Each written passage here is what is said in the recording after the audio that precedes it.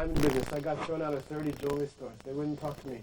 Because they think if you want to get in, you're just going to steal diamonds from them, you know.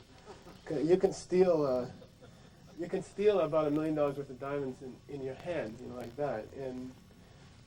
And the whole stock of the whole $100 million company fits in a shoebox, you know. And so they're very suspicious, you know. And I kept trying to get in. And I remember I went to diamond school, you know, to look at diamonds. And there they count each diamond and they give you one and you have to give it back at the end. And this guy was there and I ran into him and I bumped into him or something and this paper fell out of my bag and he picked it up and he looked at it and he said something to me about it. And that's how I met my boss. You know, it's like it was by accident. It was in the hallway. He was going to the airport, and 15 years of suffering from, you know, from bumping into someone. So when I was thinking, I was reading Shantideva, and it's Master Shantideva, and it says, "Where did he come from?" And I said, "Well, he came from that. I met him. I bumped him in the hallway." But then Master Shantideva says, "No, but why?" You know, he says, "Where? Why? Why you?" You know. I often ask myself, why me? You know?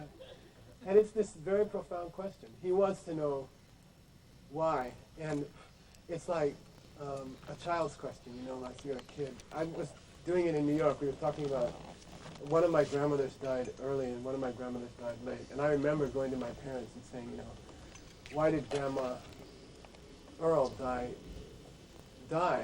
and Grandma Roach didn't die? You know, and they said, oh, you know, she got sick. And I said, well, why did Grandma Earl get sick and Grandma Roach didn't get sick? You know, and they said, well, Grandma Earl contracted, you know, this disease. And I said, well, why did Grandma Earl contract the disease and Grandma Roach didn't contract the disease? I said, well, this virus got into her, you know. And I said, well, why did the virus get into Grandma Earl and the virus didn't get into Grandma Roach, you know? And they say, and then at a certain point, you know very well. They told you, don't ask that. They said, don't ask that anymore, because there's no answer to that, you know. Like two people can be, I remember the New York Mets, if you're a Mets fan, there was this, what's his name? There's this pitcher, and the three pitchers went out and they got drunk in Pennsylvania, I think, and they were in a speedboat or something, and there were three of them sitting across the front row of the speedboat, and they got drunk, and they were fooling around it at night, and they went under a dock. And they curved before they went into the dock. So one guy was like this, and the other two guys got decapitated. You know, the other guys, they got their heads cut off. And so here's the third guy who happened to lean over at that moment. And you say, why? You know, why out of three guys, one guy leans over at the right moment, and then the other two guys just die like that? And your parents tell you not to ask that question. You know, they say, there's no answer to that. It's that he was leaning over and they weren't leaning over. And you say, but why was he leaning over? And they said, well, the boat turned. And they said, no, but why did the boat turn, you know? And there's no answer, you know. You keep asking your parents, and you're trying to get this information. It's like a secret that you're trying to get out of them, and they refuse to tell you, you know. And so Master Shantideva is saying, focus on the things that make you upset and the things that you don't like. And we all have something, you know. Something happened today to you. You know, there's some person in your life, or there's some situation in your life, or there's traffic on the street that you have to go through to get home or something. There's something about your life that you don't like. And Master Shantideva says, focus on the thing that you don't like. You know, focus on the one or two things about your life that make you unhappy. It could even be your own emotions. You know, like, I don't like that I have this low self-esteem. Do it in the context of the thing that upsets you. I know what it is for me. You know, I mean, I got over the jealousy thing, but I still have a little bit left. And just focus on it, you know. Focus on the thing that you don't like. I mean, Master Vasubandhu is going to talk about the universe, or who made the world, but don't forget that Master Shantideva said, in the context of where the things came from that you don't like. Okay? So, because to me, if you say, oh, the universe came from that, that's one thing. But if you say, this guy who pisses me off came from this, you know, then maybe I can handle my anger a little bit better. You know? So here is the opening lines of the fourth chapter. Fourth chapter, Abhidhamma Kosha, Master Vasubandhu. Okay? I feel like a disc jockey, you know.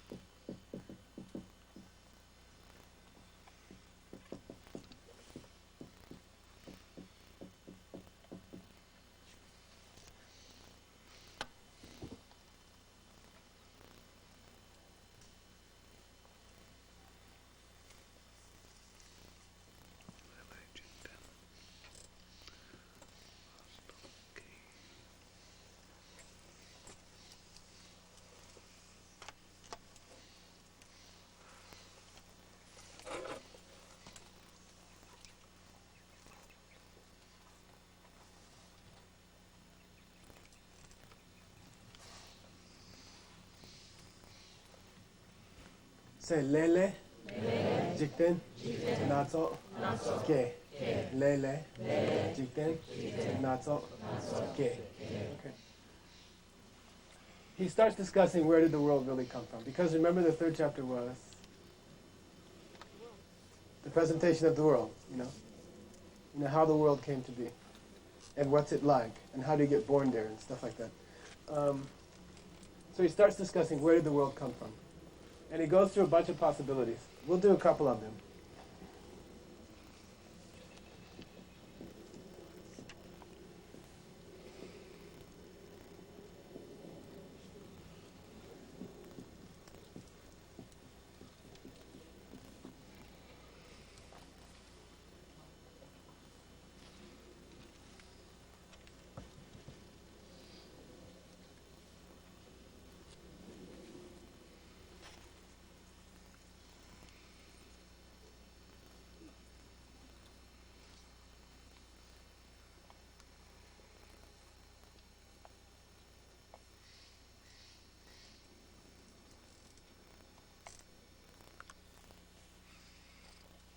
Say Wangchuk.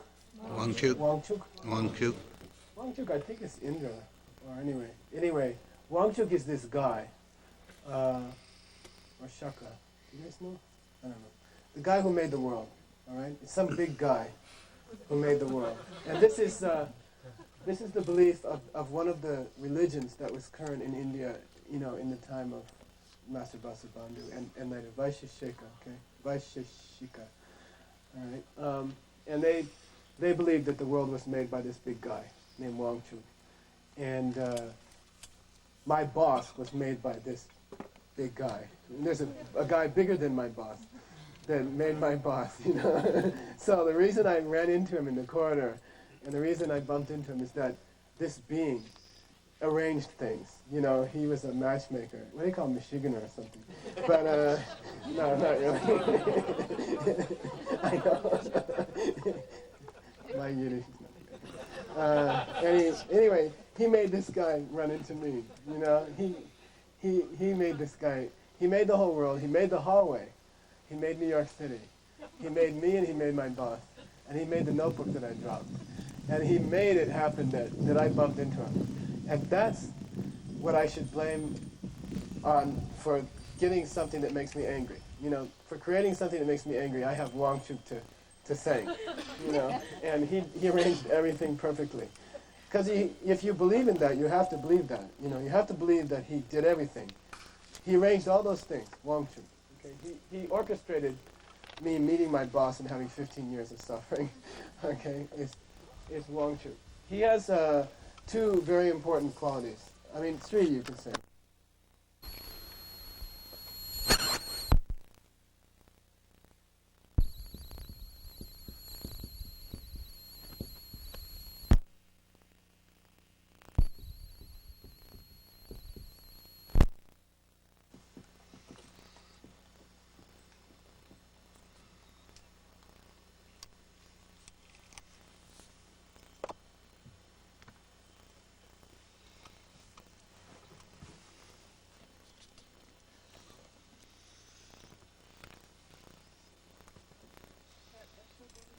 Yeah. Sorry. Say Jikten? Soa. Soa. Jikten? Soa. Jikten means the world. Soa means he made it. Okay, in literary Tibetan, Sowa means he arranged for the world to exist. All the details of the world. He made the world. Okay. He made my boss. Everything. Jikten So. Second quality.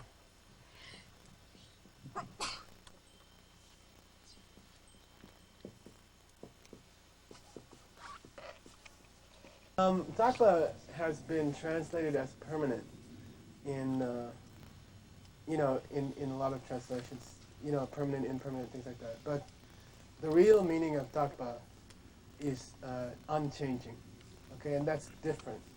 That's different, right? Unchanging and permanent are not the same thing. Yeah. Permanent implies that you're around forever, right? Like a permanent alien resident, or permanent means it's going to be forever. I mean, this is a permanent road, or this is a permanent fixture, or something like that. These colors are permanent; they never fade, or something like that. But Dakpa means unchanging, and that's a different thing. Okay, your mind, for example, according to Buddhism, is eternal, and it's unbeginning. Okay, your mind never had a beginning, and your mind will never have an end. At some point, you will become enlightened, but it will still go on for all eternity. So you'd be tempted to use the word what? Permanent, but it's not Dakpa. It's Mitdakpa, and Mitdakpa means it's changing. Every instant it changes, and even after you achieve enlightenment, your mind continues to change as you perceive things. As the objects that you're perceiving change, your mind changes necessarily, right? It's like a piece of glass on which all these things are appearing, and as new things appear in the mirror, you can say that the mirror is changing. Okay, as new images appear on the glass of your mind, the mind is therefore changing. Every time you look at a new thing, every time you have a new thought, your mind is of course changing. So it's permanent but changing. So I don't like the word permanent. It's not correct in this context. Dakpa means unchanging, never changes. That's another quality of this guy. All right? This guy who made the world. This guy who's responsible for my boss and for the thing I was jealous about the other week, is unchanging. He never changes. And then, the implication is he's eternal also. He's been around forever. He's always the same. He never changes. He doesn't get old. I mean, he has a long white beard that he must have had since forever. Okay? I don't know when it got white, but it's always been white. Okay? Right? And he'll always be like that. I get this confusion in my mind between Santa Claus and the Creator, since I was a little kid, They're very similar, right? They're like you never can meet them. And they're both very old and jolly and white beards and stuff. And but he's Dakpa. He never changes. And he's Chikpo. Yeah. Is this by definition of how the world, like whose definition of this creator is this? This is one non-Buddhist school in ancient India called the Vaisheshika. It's called Chitakpa in Tibetan, Chitakpa, which is not the Chitakmawa, which is a Buddhist school, okay? Which is why I didn't write it up there. So anyway, this is a belief that was going on in India 16 centuries ago. But it sounds familiar, right? Which is why we're talking about it.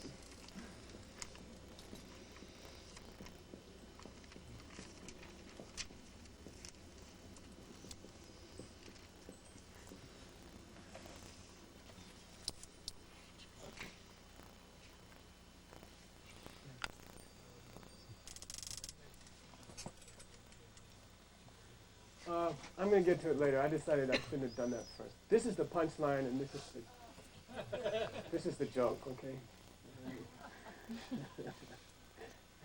You're supposed to wonder about it, and then at the end I go, guess what, How come you didn't get to that? Say Chikpo. Chikpo. Chikpo means one and only one, meaning, he don't need nobody's help. He's like independent, doesn't depend on anybody else. He's solitary, one. He doesn't need anybody else. When you think of God, he's kind of lonely, right? Santa Claus has his wife, and his deers and reindeers and stuff. But God is up there by himself. He's got a lot of work to do, you know.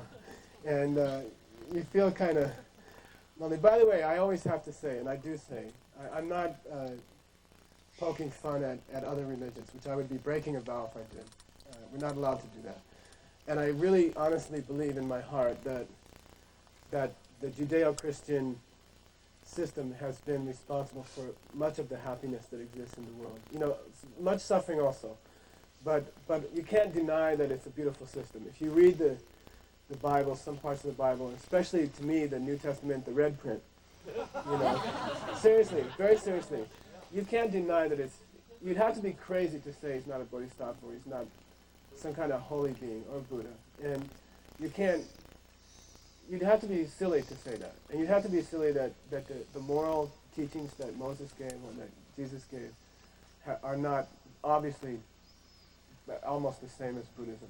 And obviously that these are things that are of infinite benefit to people. And we believe Sangeki Chinmei, activity of a Buddha. The scriptures say that. So I'm not talking about that. I'm also not talking about a divine being who is watching over us. You know, like in the sense of your root lama.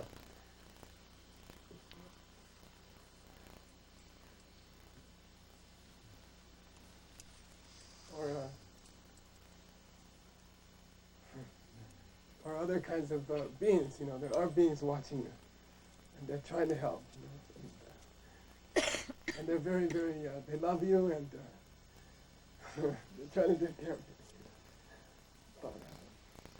But I'm talking about a creator, okay? I'm talking about an old guy with a beard that you blame for your boss, okay? I mean, I'm talking about that. I'm not talking about those other things, okay? Those things exist, and they, you know, obviously, okay?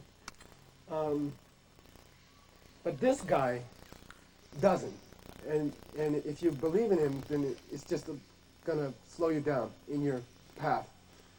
Okay, if you blame him for your boss, or for your life, or for the traffic jams on the George Washington Bridge, you know, then you're slowing down your spiritual progress. You know, if you couldn't have made all things by himself, there doesn't exist anything which is totally independent of other things that can do anything, period.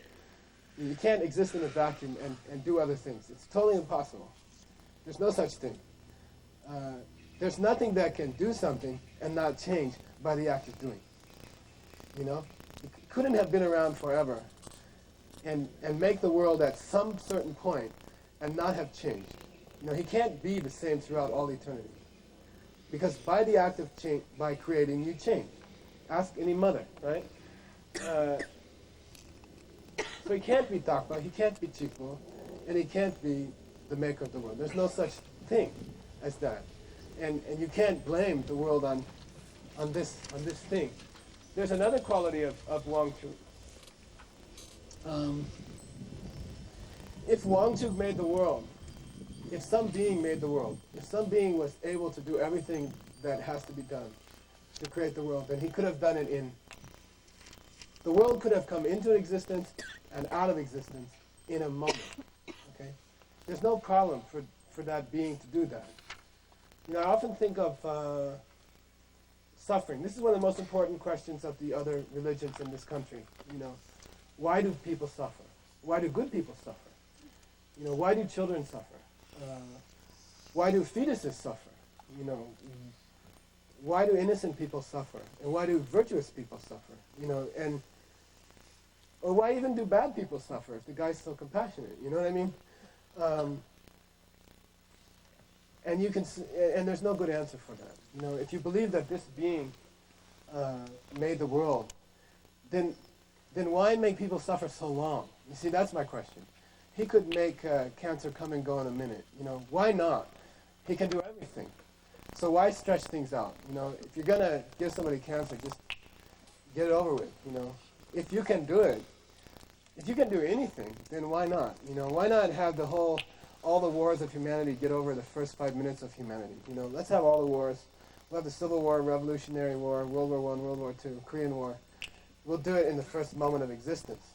And we won't stretch it out and make all these generations suffer. We'll make one generation suffer for 5 minutes, get it over. There's no problem with that.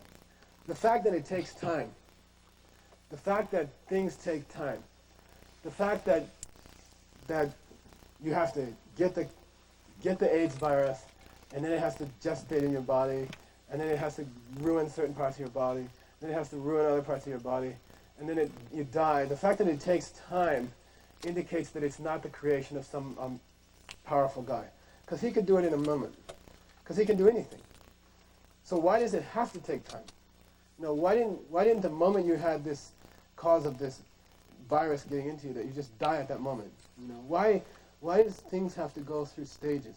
Why does a tree have to go in stages? Why can't it just go boop and the whole tree is there? Why? I mean, that indicates that there's not this guiding hand behind it. It indicates that there are other causes at work, and that these causes have limitations, and that they take time to grow the tree, and they take time to kill you of cancer. Yeah. Is it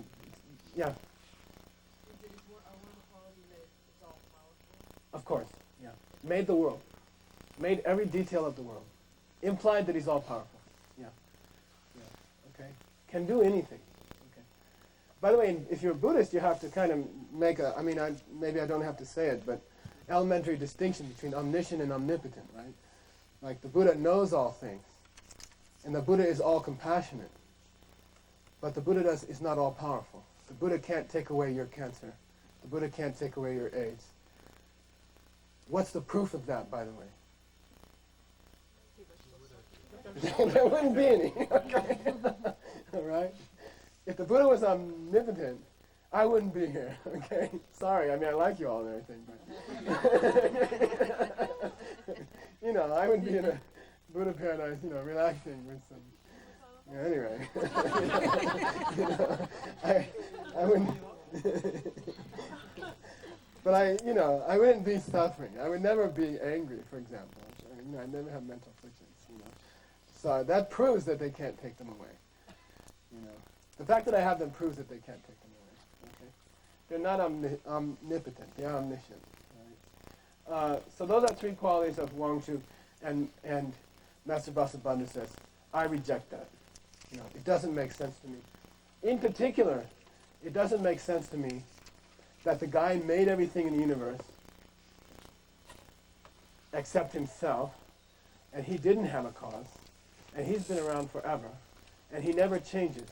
But when he makes everything, he doesn't change either. And he is a thing, but he's not in everything, because he made everything. And he wasn't there before he made it. He was there before he made everything, but he is a thing.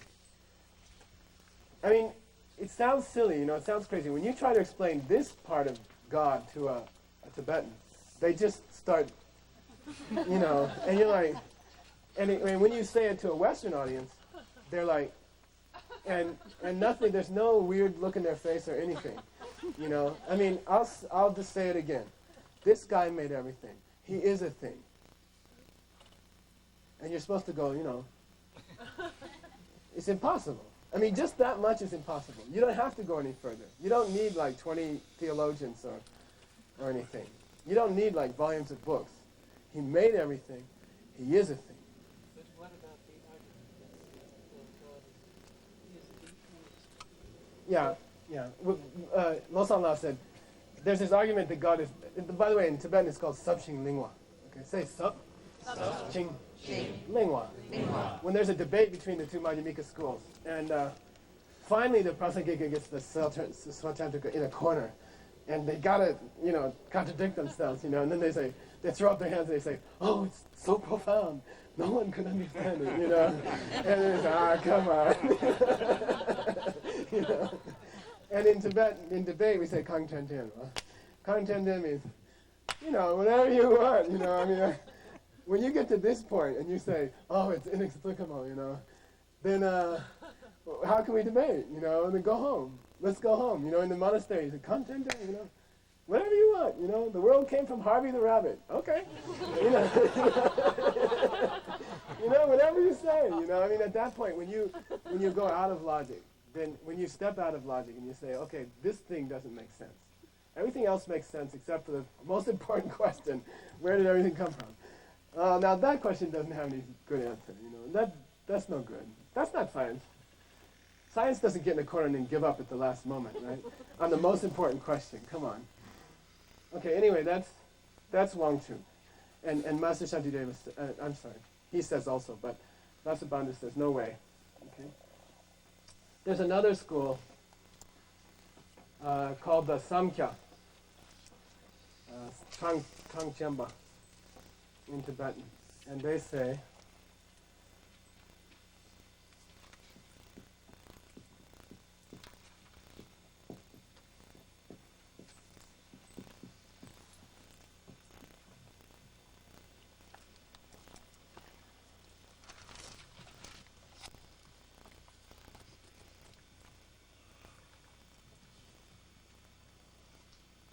by the way, I think, if you believe that the four schools were invented by an enlightened being to help us, then probably the Vaisheshika school was invented.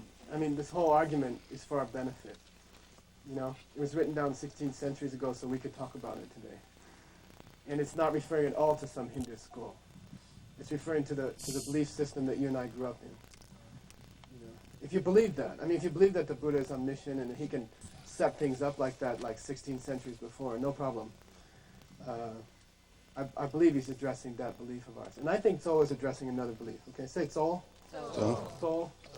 Tso means main or principle. For example, Lam Ki Tso Namsum, the three principal paths, commonly mistranslated as the three principles of the path. Okay? Principal paths, main paths. Which are what? Renunciation, bodhicitta, and correct view. Okay? They are principal paths, not principles. That's a mistranslation. They're not principles of the path. That's a mistranslation. So Tso means main. And this is a word that was used by the Sankhyas to describe this primal energy that created the world. Okay? It's just this kind of a primal, primitive, primeval energy from which the whole world came from. This first cause. Okay? You could call it first cause, maybe. In science, physics, we call it Big Bang. Big Bang. I think Vasubandhu is playing with us, I think he could have called it Bagiku Binga Big Bang, But he's saying, this is just the old Samkhyas believe that. Not you rational 20th century guys, So it's always something that happened out of nothing.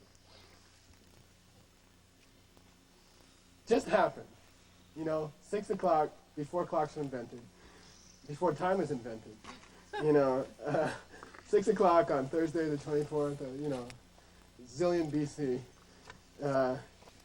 Soul started and made the world. There was just this thing that happened, and nothing caused it. It's also Takpa, it's also Chikpo, okay? It's also unchanging, and it's also totally independent of other events. It just happened one day. That's what your parents said about Grandma Earl, right? Just happened, okay? No explanation. Just out of the blue, it happened. So this primal energy didn't decide. It just happened and it created the world, okay? Yeshua, how is it unchanging if it's the first cause? They believe unchanging. It's a contradiction. In fact, I think that's even on your homework, okay? We'll talk about that. They believe that he's been around forever. It's been around forever. It doesn't change. And at one point in history, it creates everything. Except itself, or I don't know. Anyway, it's pretty much what we believe. Big Bang is exactly that. Just in the middle of nowhere, out of nothing, Big Bang decided to happen. Now, someone told me recently in a class in New York, they said, well, now they believe in a Big Bang that happened before the Big Bang. And I say, it's probably a medium bang and before that's a little bang, I don't know. But by the way, it has to be like that. Logically, there has to be some other bang before the Big Bang, or the Big Bang can't happen, because something has to happen for something to happen. But Genla, the Big Bang comes from condensed matter. So the Big Bang is not the start of the whole cosmos, it's the start of this cosmos. Losan La said the start of this cosmos. So you had to have another cosmos to create the thing in this Big Bang. Actually, that's not too bad. Okay, that's not too bad. Unless it, well, why did it happen at 6 o'clock? But anyway, so Big Bang, I mean, Big Bang like that, the idea that something could have come from nothing, and that things could just happen like that, okay? And that's the description of soul. Soul is like that. What's this got to do with your life? You know, like, I had a guy last night, he raised his hand and said, what the, you know, what's it got to do with my life, you know? You have to ask the question, you know? You have to say, you don't really ask until something terrible happens to you. I mean, you get AIDS or something terrible happens to you. Then you're asking, why me? You know, then you're asking why. You don't, when something great happens to you, you don't go in the corner and think, why me, you know? You assume that you deserve it, right? But when something terrible happens, you're like, why me, you know? Out of all the people in the world, why me? By the way, if you're a bodhisattva, you have to say, why not me? You know? So you're asking, like, why me? And this is the reason to ask this question. The question is, as you get older, things will get more desperate. You know, your life will get more desperate, and the few good things that are going on right now will slowly deteriorate. By definition, the older you get, the more they deteriorate, and then you'll start asking, you know, and that's why old people come to temple. We're in a Mongolian community, and the only people who come to temple every morning are like people who over 60 or 70, you know, because you're starting to get forced into that corner of where your body's breaking down, your friends are all dead. And it gets serious. Things get desperate. And each person, it will happen to each person in this audience. Either you practice really, really well and get out, or you will be forced into that. You have there's only two ways to go. You have the potential to practice very, very sweetly. By the way, it's the most fun thing to do anyway. But you have that option to do that and get out. You won't be like this. Or it just gets worse and worse, and you get desperate. And you will be asking, what did he say in that class? You know, who made this body? You know, who caused this life? Why am I like this? Why am I getting old? You know, why? I forget why. You know, you'll be asking out of desperation, out of in suffering. You'll be like desperate to know why this is happening. Okay? And don't blame it on soul, and don't blame it on Wang Shu. Don't blame it on the guy with the beard, and don't blame it on the Big Bang, okay? Because, ready? Where's that guy? Lele Jigta Natsang. All right, this is the answer, okay? He says, come on, Lele Jigta Natsang. And you have to get used to the idea. We are Westerners, we are Americans. We didn't grow up with this idea. So it's like learning to pronounce Tibetan right. You never made this sound before. You never thunk this thought before, and you have to get used to it. It takes a while to get used to it. It makes sense, but to get used to it is a different matter. And you'll hear it intellectually this week, and you'll figure it out intellectually, and then slowly it will become part of your life, and then hopefully it will start to affect you when you're writing your book.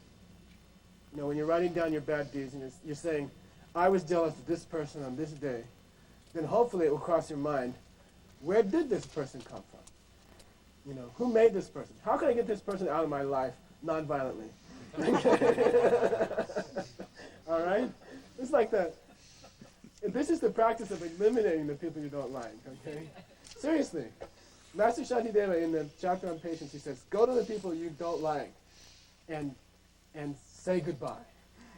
Because if you practice what's in this chapter, they'll be forced out of existence. You know? He says that. He says that. They will get fewer and fewer in your life. The things that, piss you off will get less and less and less. So he says, go, talk to them, be around them a little bit, say your fond farewells, you know, because if you practice what I write in this chapter, those people will start to leave you. And those events, you know, those traffic jams, those bad things about your apartment, you know, everything that you don't like, even your own emotions that you don't like, or the parts of your own body that you don't like, they will start to leave if you practice this.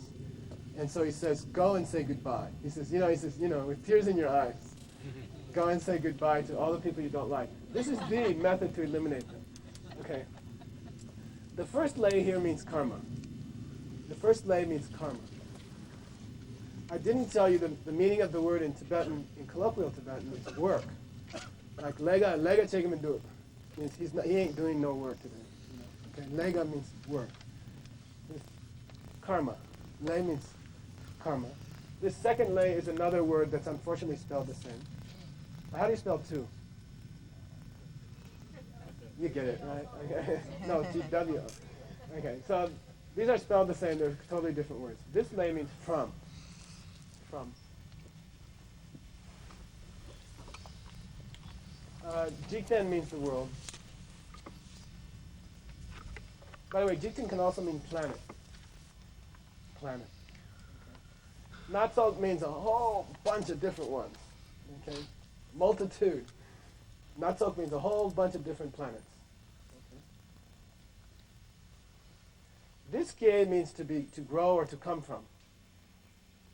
So if you are going, if your homework said, what's the first line of the fourth chapter of the Abhidharma Kosa? You'll say, the multitude of planets come from karma. All these planets of this universe come from karma. Tell me KYE again is what? They come from. Okay, they come from that. Are born from, if you want to be literal. Essentially, all the worlds of this universe come from karma. Okay? And that's a reaction to somebody else. Who? Sankhyas and Vaisheshikas and atomic scientists and you know, certain teachings that say it was some guy, you know. So he's saying, come on. It all comes from your land. It comes from your karma. Now how, we'll talk about. That's the subject of the whole rest of the course. And it's very beautiful. And by the end of the week, you'll believe it, actually. How it works. If somebody can explain it to you properly. No, here's the process by which it happens. You can accept it. Okay, I'm not saying, and you shouldn't accept this right now. You should just say, okay, prove it to me. You know, show me how. But this is the starting point. This is the opening line of the fourth chapter. This world, your mind, your thoughts, your body, your circumstances, your family, your friends, your enemies, your office, your job, your problems, they all came from karma. Okay? The planet itself, the stars, the sun, the last microsecond of thought that you had, everything came from karma. Okay? What is karma? Okay? What's it made of?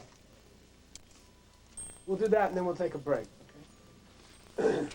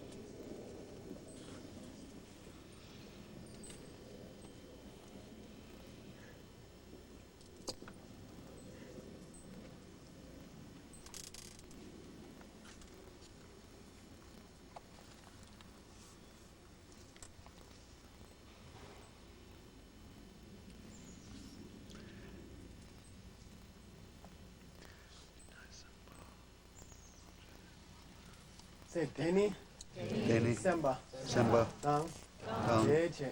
Deche, One more time. Deni, Deni, Semba, Semba, Dang, Dang, Deche. Okay. Deni, this is the next line, by the way, second line of the fourth chapter. And someone in between there has asked the theoretical question, what is karma? Okay. Between the first and the second line, some guy came up and said, what is karma? And then Master Vasubandhu says, Deni Semba. De means that thing, meaning karma. Karma, ni means is. Karma is Semba. Okay? Semba means any time the mind shifts a tiny bit. Call it thinking if you want. Okay? Anytime you have the smallest thought, that's a Semba. That's Semba. Semba By the way, it's not the same as sem. Okay? Sempa is not the same as sem. If you know some Tibetan, sem means the mind itself. Semba is a mental function where the mind moves. It's called thinking. All right? Thinking. Different. Much different. We'll get into it. That's like...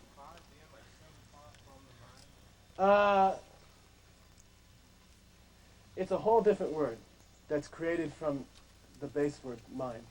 But this means thinking as opposed to mind. It's not quite the same thing, right? It's the things that are running around in your mind. Okay? It's thinking. So anytime you think, anytime your mind moves, deni simba. That is, I like to call it karma concentrate. You know, like coke concentrate? Like this is raw karma. Raw karma, very interestingly, is anytime your mind moves. That's karma. That's kur. In Sanskrit, Hindi nowadays, or Gujarati, they say, kam karo. Diamond dealers are all Gujarati, so I learned like 5 Gujarati words, right? Like too much, or, lousy diamond, cut up Jay. But kam karo means, what are you up to? Kur means to do something, and the most raw form of doing anything is to think something. Anytime you have a thought, that's sempa. That's karma. That's raw karma. That's the most powerful kind of karma. You think of karma as squashing a bug or yelling at somebody. But the raw karma, pure karma, the source of all karma, is any time you have a thought. It's karma. Okay? Very, very, very tricky. Okay? I mean, by the way, how many thoughts can you have in a finger snap? The scriptures say 65 mini thoughts. Okay? The scriptures say in the snap of a finger, you can have 65 motions of the mind. The mind is going tick, tick, tick, tick, tick, tick, tick, tick, and then in about 2 seconds you have a discrete thought. I don't like this guy. I wonder when he's going to take a break, or something like that. But within that thought, I wonder when he's going to take a break. It's about 100 or 200 mini movements of the mind, and each one of those is a karmic event. Okay, implications of this are very nasty. I had a class last night. The person was like, "No, I don't like that." It's very nasty. It means in one moment of irritation, you have thousands of karmas being created. That's why the opening lines of the Bodhisattva's way of life are, "Don't get angry." This is very dangerous stuff. In 2 minutes of anger, at the rate of 65 per finger snap, the karmic events are being created. Karmas are being formed in your mind. And you have to be this is what makes karma karma, you have to get the emotion in your heart. The karma is like nuclear energy. It's very, very dangerous. It's very, very powerful. Small, minute moments of mental karma can produce planets. You have to think in those terms. It's very, very dangerous. It's very common in scripture that you see the Buddha explain that this guy's whole life was created by this moment of anger, or something like that. This whole suffering of 70-year lifetime was created by these 5 minutes of something. And you have to get into that mode. If I'm going to teach it responsibly, you have to come out of here thinking that 2 minutes of anger is a very, very serious thing, that it could ruin you for years. And that's the power of karma. Karma is extremely powerful. And we'll talk about why. The opposite is also true. And you have to say that in the same breath. You have to say, by the way, this is what allows Tantra to work. This is why you can get enlightened in one lifetime. If you collect certain kinds of good karma with a totally pure motivation, that karma can ripen within this life and give you an angel's body. You can move from this lousy body to a holy, sacred body in one life. That's why Tantra works, by the way, and it's explained in those texts. That's how it works. So it's a powerful good and bad. You have to recognize it for what it is. Extremely powerful. We want to use it for the good side. Like nuclear energy for electricity, clean, efficient. And not for bombing people, right? I mean, it's both potential is there.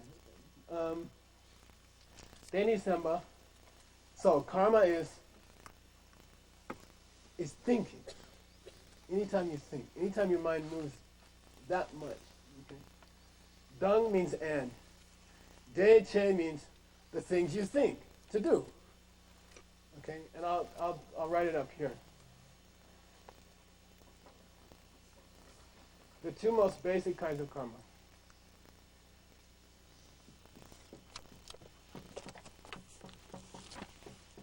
And then we'll take a break, really.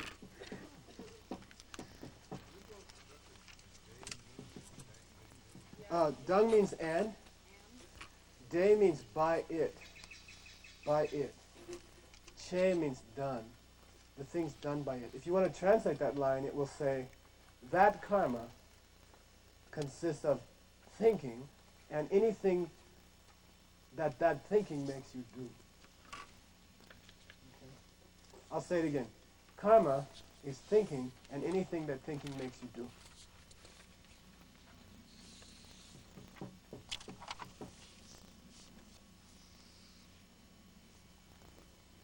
Say sembele. Sembele. Sorry. By the way, keep good notes and go teach it to somebody. Okay? Go teach a mini course at, Mendocino, or I don't know the names of the other places. Okay? Go do it. Why not? That's the whole point. That's why this stuff is in a notebook. You're welcome to Xerox it. You can rip it off. There's no copyright. The Buddha didn't copyright. And you can copy it and go use it and go do a course somewhere. God bless 5 people or whoever.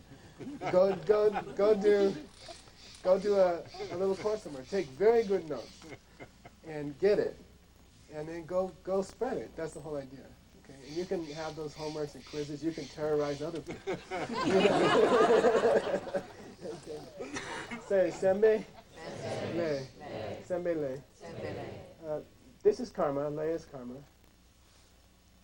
And then semba means that thinking, the movement of the mind. Anytime the mind moves. So this is raw karma. The first kind of karma is raw karma.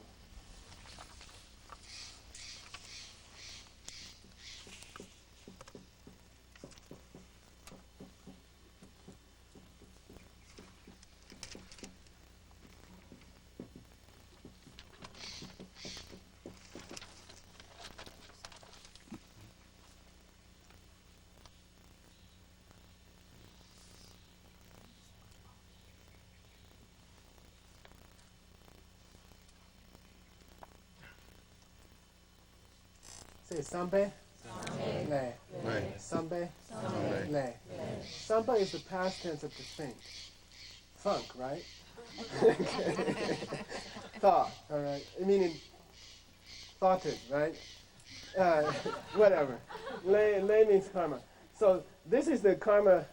You can call this motivating karma, and you can call this motivated karma. Okay, that's no question. Thinking to do something, and then the thing that you thought to do. How's that? Thinking to do something. Motivating and motivated. Yeah, that's pretty good. Motivating and motivated, okay? Or Like, this is the idea to yell at your boss. Number 1.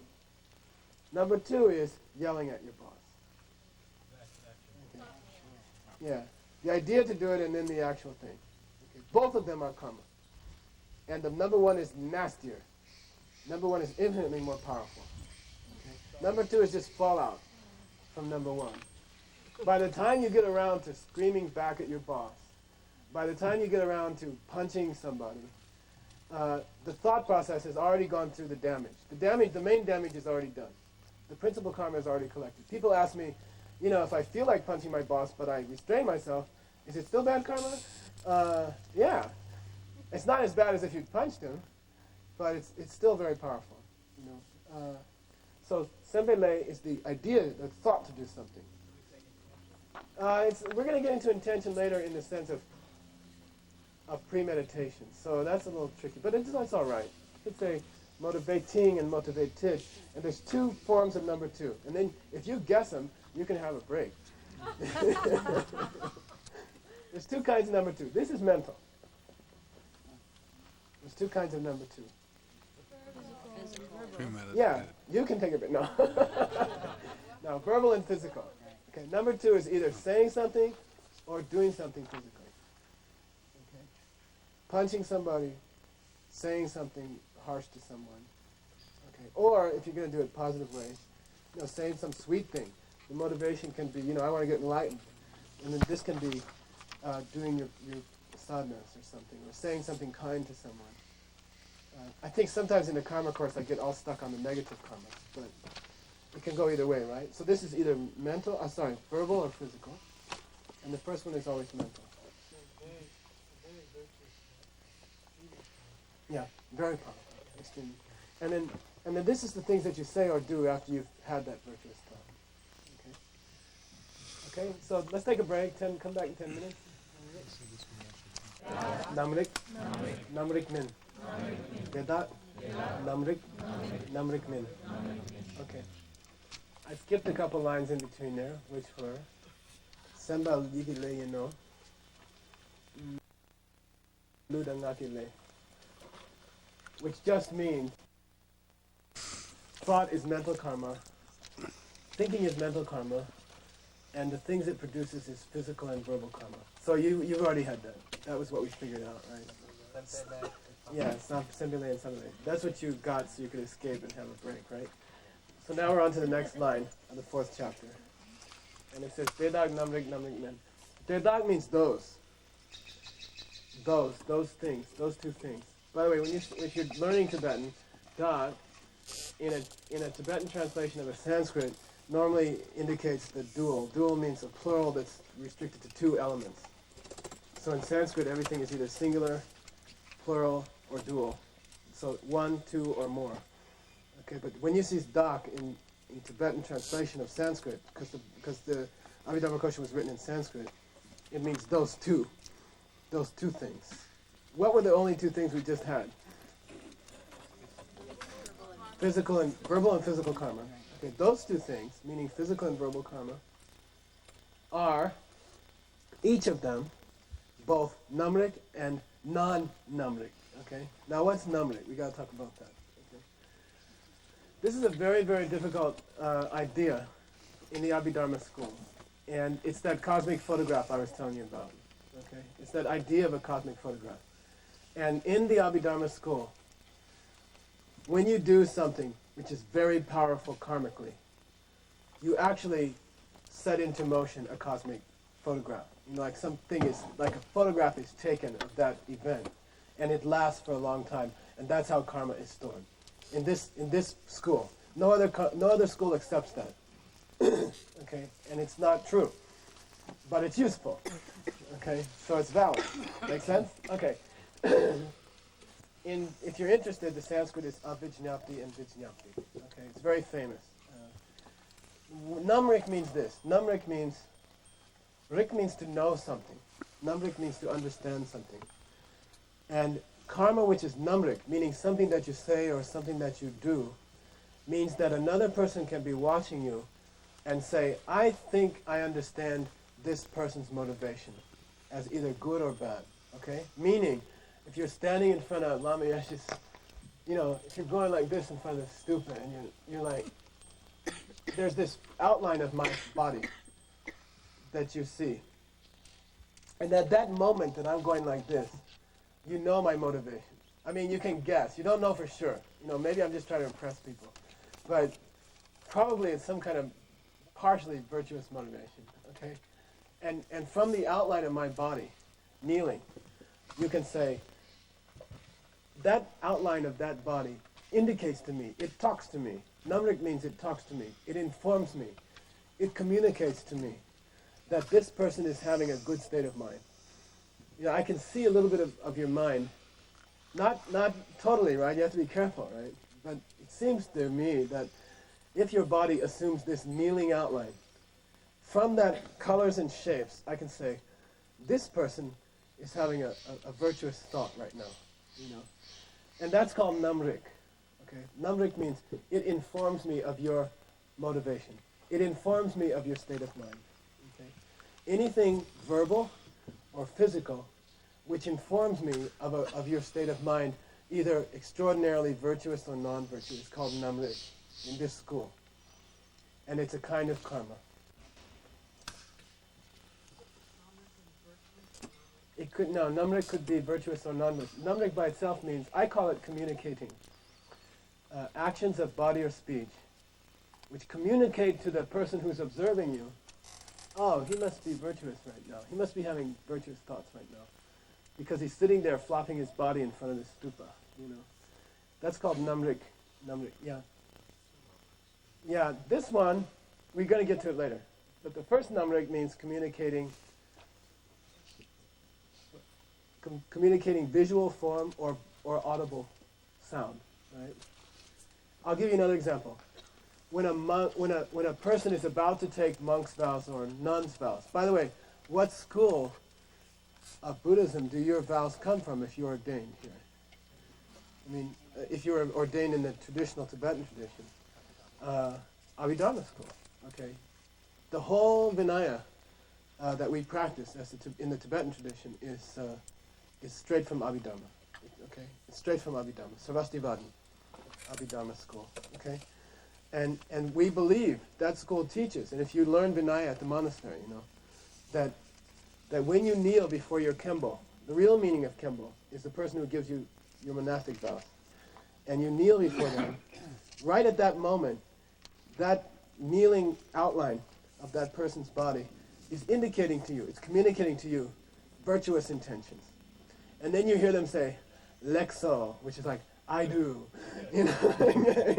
Like after this long ceremony, really long ceremony, you have to say, Lexo, Tapino, Lexo, I agree, I do, And the minute you hear that sound, you think, this person has renunciation. This person is fed up with life. This person's ready for nirvana. This person has tried everything and is sick and tired of it, and they're taking on robes. This person has renunciation. At that moment, when you hear that sound, if the conditions are ideal, and the person's not thinking about, this is a really long ceremony, I want to get these sweaty robes off pretty fast, they have a virtuous state of mind. At that moment, they're thinking, I'm tired of samsara, I'm tired of this suffering. I want to get out, if putting on this suit will help me, if taking these vows will help me, gladly, and then you say, like so. Those are called namrik. The kind of karma, we call it communicating. It communicates your intention to the person who's observing you. Okay. Now, Abhidharma school. What happens a week later? You go back to New York City from Dharamsala. My Lama said, in normal circumstances, when you go to the office, don't wear your robes. Wear whatever's normal for that. It happens to be a suit, He says, go to the office, you wear a suit. So wear a suit, you're sitting there in the office, and somebody comes up to me, and it's a week after I took ordination. Can they see anything about my vows on me? Is there anything on me to indicate that I have vows? I mean, nothing, okay? Not really. I don't look different than I looked 2 weeks before I went to Dharamsala. I look the same. But according to the Abhidharma school, there's this aura around me, a very, very subtle physical aura, which is stuff, it's physical matter, and it's covering my body, and it's permeating my body, and it's some kind of light or something. And my vows are actually attached to my body like that, that they are a physical thing, That's that cosmic photograph I was talking about, okay? That if you had what we call Pai Chen, if you had some kind of ESP or, what do you call it? Clairvoyance or something. You could actually see this aura around their body. And that's called Namrik Min. Okay, so you have to read this all together. Namrik Min. Okay? Namrik means the first moment of your vows is Namrik. Okay? The first 5 minutes of your vows is Namrik. Because you're still on your knees and you're still saying, I do. And if someone burst into the room at that moment, they'd say, this person has a virtuous state of mind. This person's taking vows. Okay? After that, this cosmic stuff sticks to your body. And when you walk around and you're a monk or a nun, it's like keeping up with you. Okay? And it's with you all the time like an aura. This school believes. Okay? That's called Namrik Min. Why? It's not Namrik. Why? You can't look at that person and it doesn't communicate anything to me. You know, if you're dressed in a business suit, it's not screaming to me, hey, I got vows, you know. It's not communicating to me. And so in this school, that's called namriknim. There's some kind of physical stuff, karma, hanging on that person's body that I cannot see. And it's called, in this case, it's called vows. The vows. That's how, according to Abhidharma school, your vows stick with you.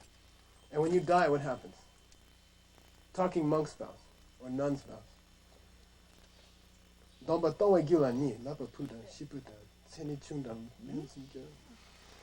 They disappear, okay? That aura disappears, and you lose the vows.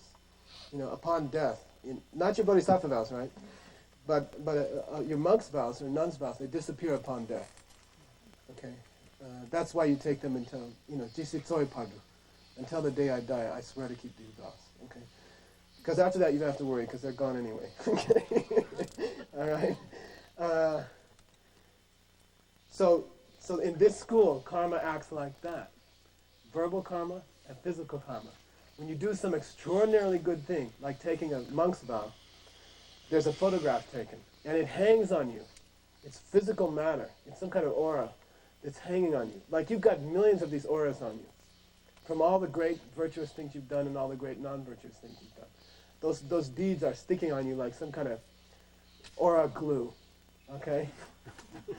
Seriously, that's what this school believes. You have to understand all the schools, right? It's important. You know, this school says karma sticks with you, literally. You know, it actually forms an aura around your body. Same thing happens in the Abhidharma school. If you go to the enlistment center, Army enlistment center, and you stand up there and you say, I swear to defend my country and shoot the head off of any guy that I see who's attacking the United States, you know. Suddenly, a domin appears on you. It's called domin, domba mayimba, a non-vow, an anti-vow. And that aura comes on you again. And you put back on your civvies and you walk around Times Square. Nobody can tell you have this vow. But you have it. The bad karma of taking that vow is on you like some kind of aura. You know? And if you had like a Buddha's eyes, you could see it. And in this school, that's the nature of karma. Okay? That's how karma sticks with you. Especially vows, for example. Okay? Any very powerful karma. I'm going to talk a little bit about that idea of a karmic photograph, and then we're done for today. Okay, that karmic photograph has 5 qualities. And I just want to talk about it. You know, when you first heard about karma in your life, I bet in the back of your mind, you had some kind of picture of God, you know, leaning over. I always think of him leaning over, you know, and he's like, gotcha, you know, like he's got a Polaroid, you know, and he's like, aha, you're doing that. You know, you're in your room alone, but, you know, I'm here. And he takes a picture, you know.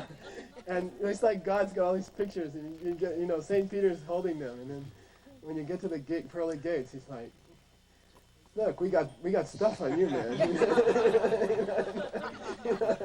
You know. And that's how karma, that's the most basic presentation of karma in Buddhism. They say that, you know, it's like avijñapti rupa.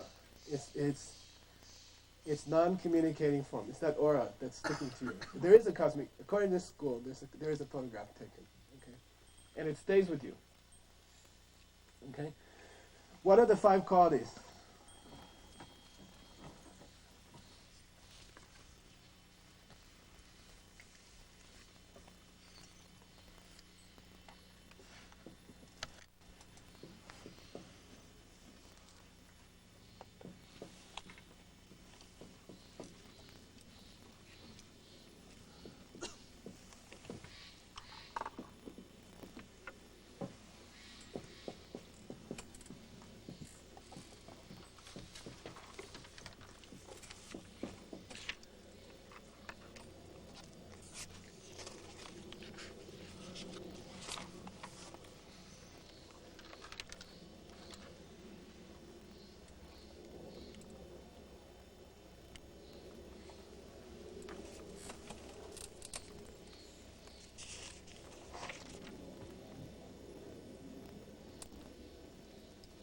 Say yen. Yen. By the way, if you're studying Tibetan high tone, right, because of the prefix on it, yen. Yang naang. Yut. Yang naang. Yut. Okay. Yang means to be distracted, to be thinking of something else, you know?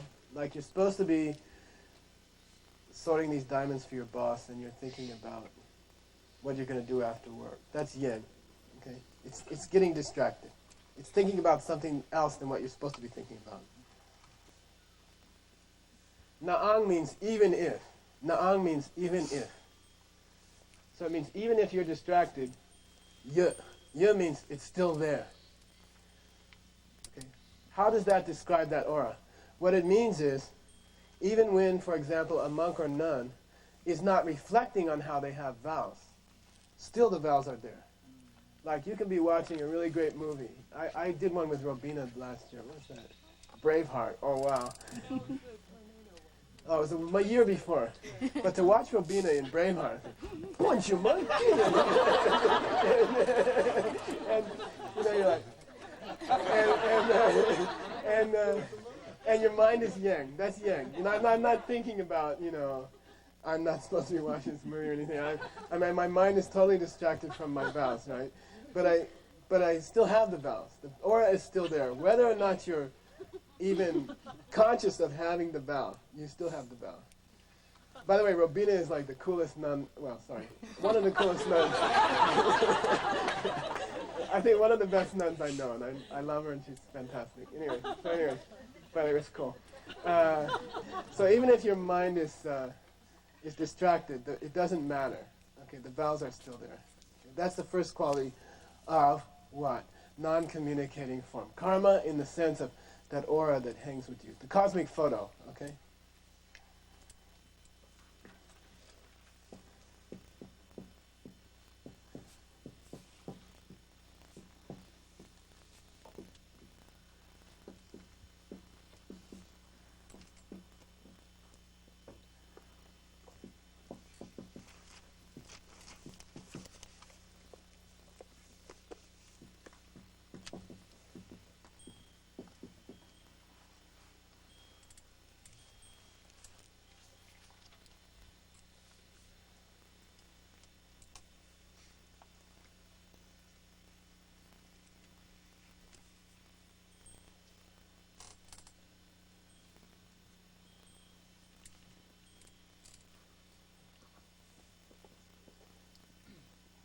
Say sem, me naang, ye. Sem, me naang, ye. Sem means mind, okay? Don't confuse it with sempa, which is thinking. Okay? Sem is mind. Me means isn't there, doesn't exist. Okay? Me means it's not there or doesn't exist. Naang you already had. Ye you already had. What was that? Yeah, even if it's still there. Okay, so what it means is even if your mind is gone, it's still there. Even if your mind is gone, it's still there. Now I ask you a question. Is it ever possible, according to Buddhism, that there can ever be a time that your mind stops? No. Okay? Totally impossible. There's no school of Buddhism that says that your mind is not beginningless and forever aftering. Okay? It's eternal. Your mind will always be here. You could put an atom bomb right under my feet and light it or whatever they do and blow up my body. You could vaporize Bajapani and the mind would just be sitting there like, boo, what happened, you know? Really. And then it would enter a bardo. The purpose of a bardo, the function of a bardo is to get to your next birth. It's the transportation network to your next birth. If you enter the formless realm, if I go to a formless realm rebirth, there's no bardo. Why? I don't have anywhere to go. Because you enter the formless realm wherever you die. So there's no bardo. The bardo's function is to get to the next, is to carry you to the next birth. To carry the mind to the next birth. So you could blow me up right now. You could blow up the whole state of California. You could slide into the ocean. And my mind will just still be sitting there. Because it's totally independent of the body in that sense. Okay? This body will die, the mind will still be sitting there. Okay? So there's no such thing as an occasion when you don't have your mind. And it's exaggeration. What it means is, in a very deep state of meditation, you still have this aura. Okay? Which means you're not only not thinking about it, your mind is like totally in a very deep state of meditation. Even then, a monk or a nun, for example, that aura is still surrounding their body. It's still permeating their body. Okay, that vow is still there. Doesn't matter even if you're in a deep, deep state of meditation and not thinking about it at all, it's still there. Okay?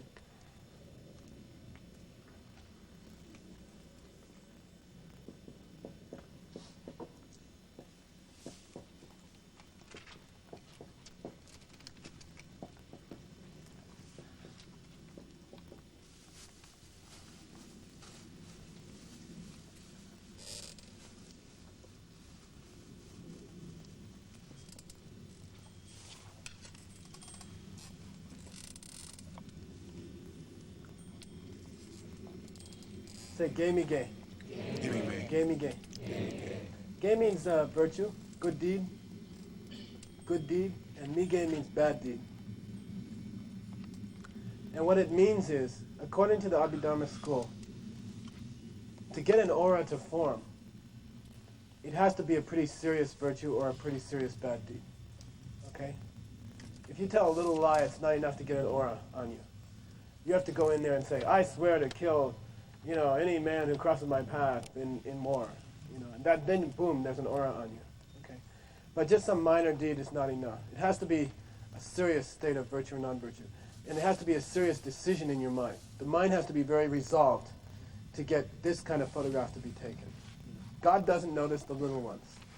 Okay, the cosmic photographer is looking for big stuff and takes the photo when there's a big virtue or a big non-virtue.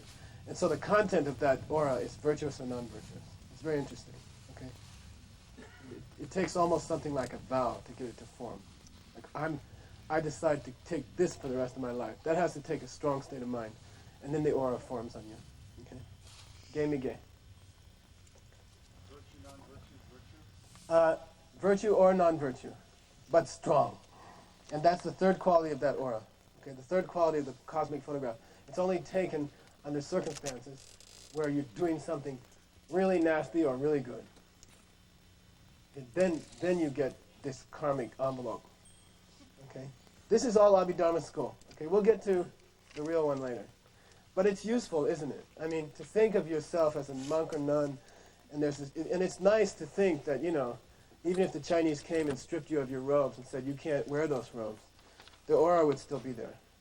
That's the idea, and it's a beautiful idea. By the way, you still would have your vows, except in the higher school, it's dharma dhatu. It exists in the mind. It exists in a part of the mind. Okay. Excuse me. Are these all? These are all lower school. These are all Abhidharma school. So And these are like 5 Bhaskara and qualities so of the cosmic photograph, which no other school even accepts. Why did you say Dhamma Dhatu?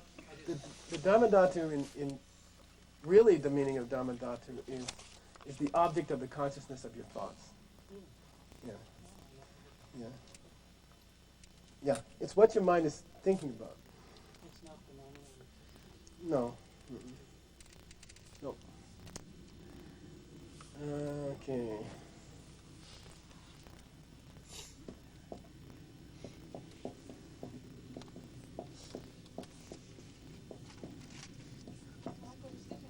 Yeah. So the photograph is actually, it really is physical. Yeah, that's going to be the 5th quality, by the way. Yeah, we'll get there. Actually, Yeah, it's actually physical matter. Yeah. And no other school says that. But it's interesting, you see, between the time that you lie, or the time that you punch somebody, or the time that you get really mad at somebody or jealous of somebody, like I did last night, then where does it stay? Is it physical, is it mental, or is it something else? That's a big decision we have to make. Where does it stay? Because supposedly it stays for thousands or millions of years, So we're all, I don't have room in me for all that stuff. Now, where does it stay? Okay? Say Jane Dell. Jane Dell. J means Jesub Della means it sticks with you, it hangs with you. Del means connected, right? We talked about it. Jane Dell means it follows you. And what it just means that it flows on in a steady stream. Like even though you're walking down the street, that aura is keeping up with you. Okay, it's not like if you ran faster, it might get left behind or something. Okay, all right. Or if you get on a really long plane flight, that it would have to stop halfway or something. It's just following right after you. You're walking around, and that aura is also hanging on you. Okay, Jen, that's another quality. Yeah. Disc02 means, it's like literally it means connected upon. You could think of it like that. But we don't usually break this word down. It's like, what's the common communication? I mean, it just means it stays with you. Okay, it follows you. It follows after you. How's that?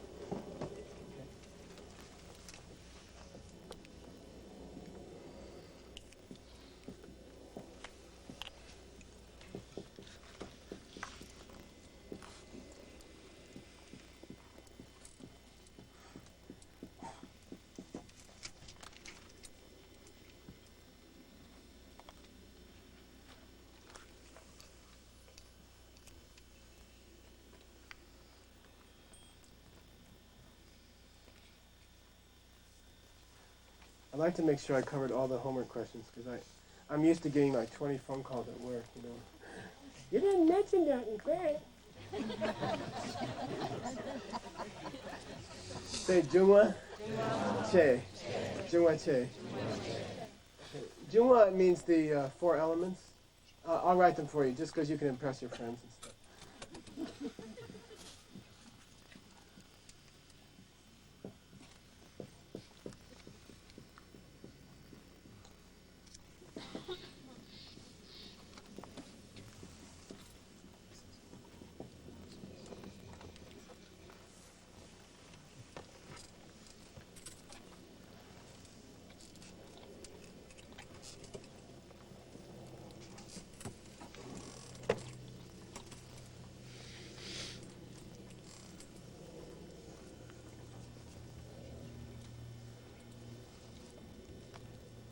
Remind me, I have to make a correction, okay? You'll be my reminder, okay? Chamba and Sheshin. Say, Junwa, I'm sorry, Sachu, Melung. Sachu, Melung. Yeah, easy way to remember the 4 elements. Jesus is Sachu, Melung, Sachu, Melung. Okay? Because like a mantra. Sa means earth, the earth element. Chu means the water element. Me means the fire element. Lung means the wind element. Or air element, yeah. That'd be better. Air element.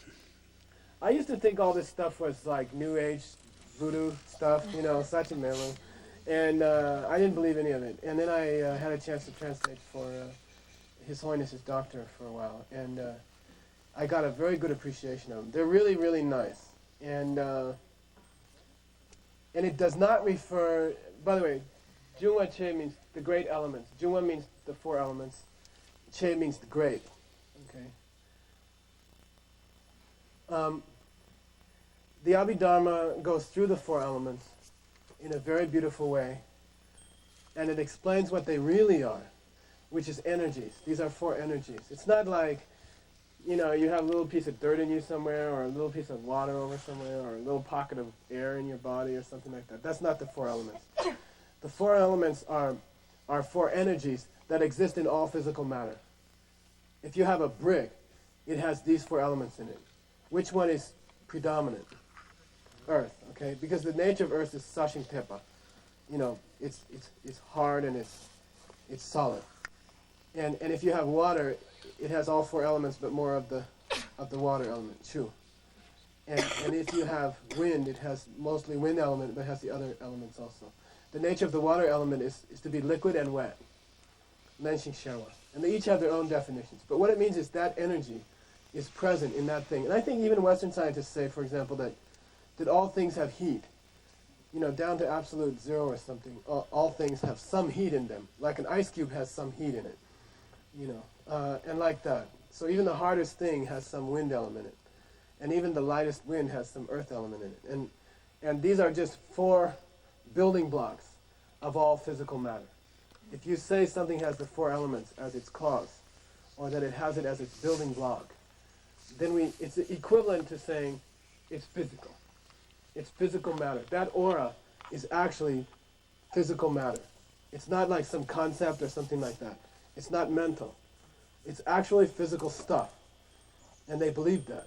The Abhidharma school says that karma, that karmic photograph. By the way, St. Peter's not keeping it in his pocket. You're wearing it like a wetsuit. Okay? And we're not far from the waves, I guess. So it's like having all these layers of wetsuits on you. Okay? And it's like on you. It's sticking on you like that. And that's how karma stays with you, according to this school. Okay? And it's actually a physical stuff. And if you were advanced enough meditator, if you had what we call the 5 clairvoyancies, Cheng you could actually see it. You know, you could actually meet somebody and say, "Oh, I like your aura today. You know, looks like you yelled at somebody yesterday." like that. Because if you think about it, where does karma stay? You have to answer that question. You have to ask the question. And in this school, that's where it stays. So would you say that this aura does exist? Excuse me? Aura does do Oh, no. I mean, the higher schools say it's a useful explanation. It's functional explanation. It keeps people out of trouble. But it doesn't exist, okay? CDC, aura, whatever. Yeah, I don't know what that one is. I personally think that it's possible. And I think that if a person were very holy or something, you know, like, there is a thing called Suchim Gichima, you know, which is like a fragrance that, like they say, if you meet a very virtuous person, you can just kind of get some fragrance from them or something. And in that sense, an aura or something like that. But Doesn't the higher school see Nimbus when they don't, I don't recall anything like that. I mean, you see paintings, and yeah, you see it in paintings. I believe that would represent a lack of mental affliction or something. But it's so far away from me that I can't describe it very well. So Juma means elements, and then Che means great. The Abhidharma says, why do we call them great elements? Because all physical matter, they're all over the place. Okay, they're spread out all over they're widespread, therefore great. Okay, and that's it. So that's the presentation of the Abhidharma idea of what karma is. Karma is thought. Do the higher schools accept that part? Absolutely. Okay, every time you have a thought, you're collecting tremendous amounts of karma. And anything which that thought motivates you to do physically or verbally, and we accept that. The higher schools accept that. What we don't accept is this cosmic photograph idea. Rather, we're going to get into the idea of how is karma stored according to the higher schools. You know, according to Nagarjuna, Jetsun-Kappa, how is karma really stored with you? If it's not like some envelope that follows you around, then what is it? Okay. Did you have a question? Yes, the 5 qualities of Abhidharma. Yeah. By the way, these are the 5 qualities of physical matter which does not communicate the intent of the doer. I call it non-communicating. In Sanskrit, avijñapti. That would be non-reckoning. Yeah, exactly. And there's also the 5 qualities of the aura you're talking about. They happen to be, yeah. Okay. Yeah. Which is namriknin. Meaning, it doesn't say anything to you when you meet a person who has one of them. You could all be monks and nuns. I have no idea. Because I can't see your vow aura. You know what I mean? In this school. I can't see your karmic envelope that's surrounding you. Because you did this extraordinarily virtuous thing, because you were fed up with samsara to take vows. You know, so those are 5 qualities of that. These are taught by the Buddha. Yeah, absolutely. Yeah. But Tangdun, what's Tangdun? Tangdun means you have to interpret it. The Buddha said, kill your father and kill your mother. He didn't mean that. he meant give up your attachment to your home. You know, and then he also taught this karmic envelope, cosmic photo idea. It's not an ultimate truth, but it's Yeah, the perfect. it's a useful, exactly. It's a tapkepa. It's a skillful means to get someone to stop doing bad deeds until such time as they can understand the real meaning of karma, which is a little bit difficult. Okay. Yeah. When you were talking about the power of just one tiny thought, and then when you were talking about you have to have the vow kind of for the photograph to happen, Yeah. were you kind of slipping over into a different... Yeah, I was. Yeah. I mean, in the higher schools, the smallest thought is recorded indelibly. I mean, I shouldn't say indelibly. If you do purification, you can delete it. But it is true that in this school, it takes a lot of resolve, morally, ethical resolve, virtuous or non-virtuous, to get an envelope to form. It's not enough to do a minor bad deed to get this kind of karma to form. But I believe even in the Abhidharma school, they would say even the slightest thought has karmic repercussions, even if it doesn't create namrik nin, even if it doesn't create that kind of envelope. Yeah. I don't know. I'm not a Vaibhashika. In the monastery you can always get out of it that way, right? I don't know how they'd say you carry it. I guess they'd have to say it's some kind of physical matter, but it wasn't strong enough to create this kind of aura. How's that? Yeah. Is there a question?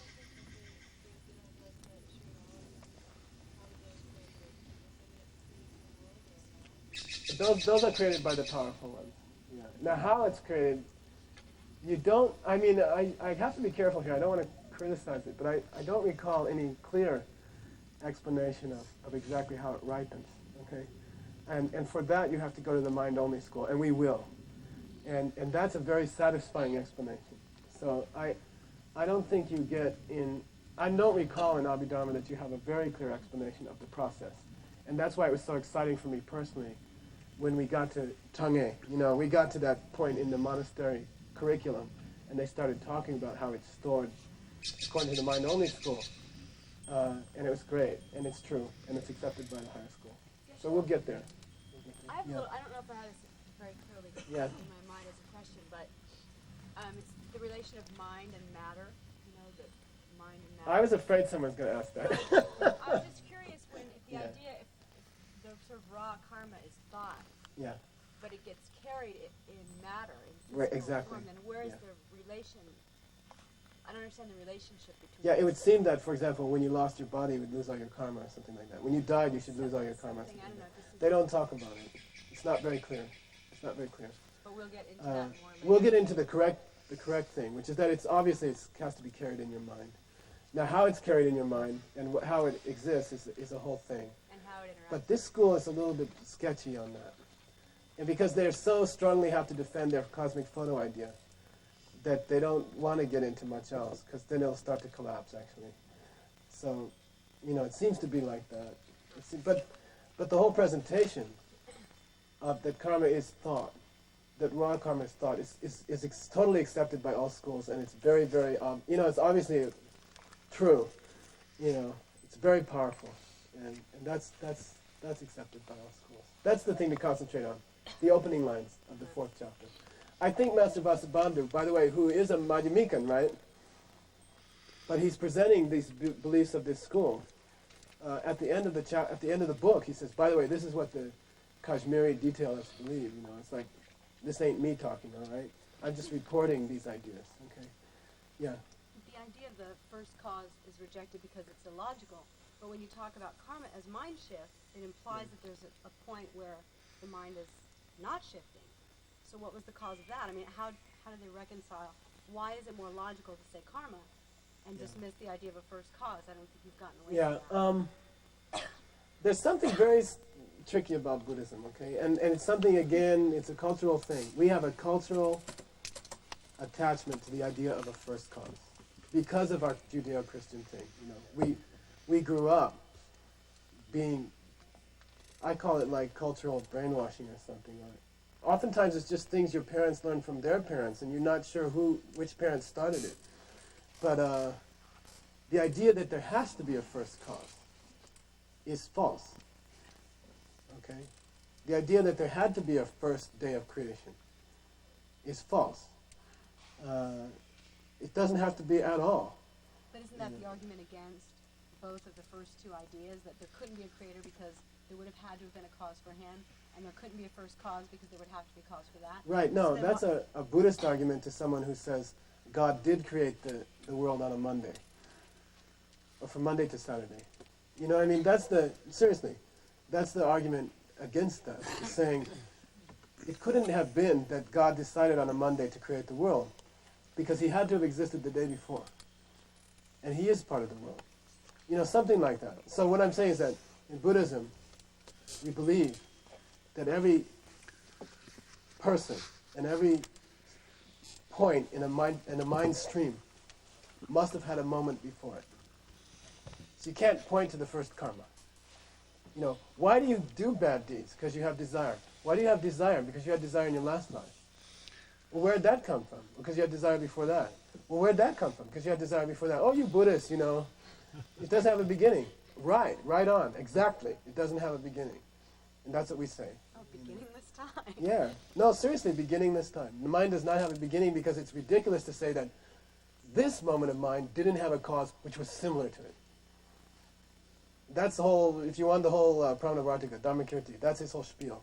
Winter debates. That's what we do for a whole 3 months, a year in the monastery. That's the whole second chapter. You can't say that this moment of mind didn't have a moment before it of mind to cause it.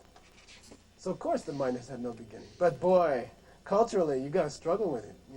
Culturally, it takes years to overcome that. Whose idea was it? I blame it on Mrs. Melvin, okay? Some of my students know Mrs. Melvin. She had this bun, gray hair bun, and she had these glasses. You know the glasses, that one. And she was my first grade teacher, okay, back in Phoenix, Arizona. And she's the one that I blame. She's the one who taught me this stuff. And I think about her sometimes, think about it. Mrs. Melvin was sitting playing bridge on the weekend, eating chocolates. And she got to school and she said, look, kids, the world was made like this. And you're all like, okay, and to think that your whole life, the beliefs of your whole life are seriously, you laugh because it's true, was created by this lady in first grade who could care less about everything, She just wants to get home and have some chocolates and stuff, And she believes it only for one reason. That her first grade teacher told her that, and it's like superstitions that are passed down from generation to generation. Oh no, it can be used for that. I'm not giving that as a reason why it's false. But I'm just saying if you think about it, that's the only reason why you believe it. Is that Mrs. Melvin told you so. And then it became part of in religion department, they used to call it visceral presuppositions. Gut beliefs that you have, that you assume are true, just because Mrs. Melvin told you, Okay. And, yeah. That's like when you get to college, you got to use language like that, Yeah. Yeah.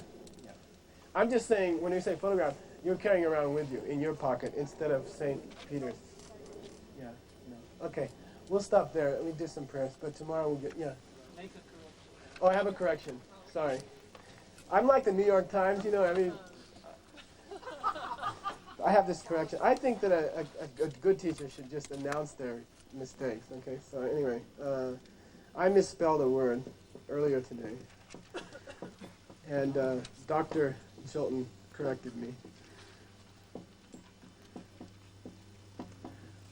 It was one of the qualities of Wang Chu, the creator of the world.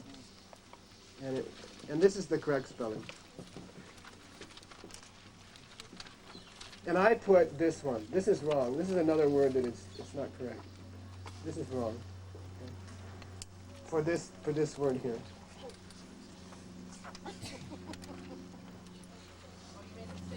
I misspelled the sound is correct in English, but the spelling is wrong in Tibetan. It should be this one. Okay. You should write this one.